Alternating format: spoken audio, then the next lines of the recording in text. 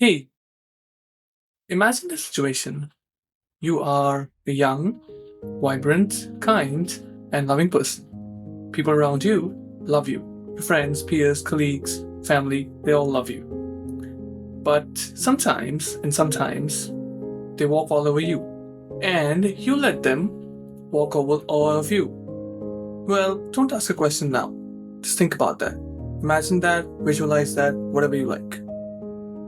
You get ridiculed by them, they make jokes on you are made of fun of, and you just laugh off at all of that, just like it was a joke, knowing deep down inside you that it was not a joke, and you are being used, and you are being ridiculed, and you are the fun here. But you still do nothing. Well, days turns into weeks, weeks turns into months, and months get to years, sometimes decades. Now, I have a question for you. And it's not that why you're ridiculous, the question is, what do you think happens to all this stored up material that you just laugh off, but deep down inside you feel really, really bad about? What happens to all of that? Well, my friend, that is exactly where shadow comes into place. This is what your shadow looks like. A shadow is not something good or bad. A shadow is a shadow.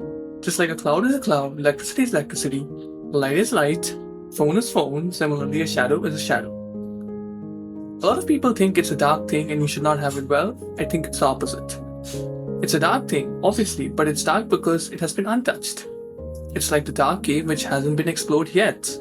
And in the words of my teacher who's from London, she says, the cave you fear to enter holds the treasure you seek, just like your shadow. Shadow are the things that you have just passed on, you have suppressed, you have kept hidden from the world. Japanese say you have three faces. One that you show to the world, one that you show to the family, and one that you show to yourself. It's loosely related to shadow, but it is what it is. Let me give you one more example to make things really clear. Imagine you're a mirror. So your job is to basically mirror the things that are in front of you. But what about the things that are behind you, that are behind the mirror? How do you get hold of that? Well, the answer is simple. You gotta break the mirror to get hold of that. But fortunately for human beings, you don't need to break yourself or your personality to get to the depths of your shadow. But how do you do that? Well, it's not easy, but I can give you some guidelines if you want to, which I've been doing.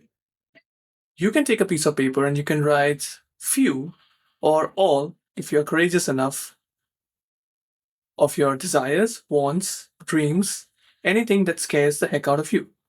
Write it down, maybe burn it, tear it down so that no one knows that, or maybe send an email to yourself from your own email address.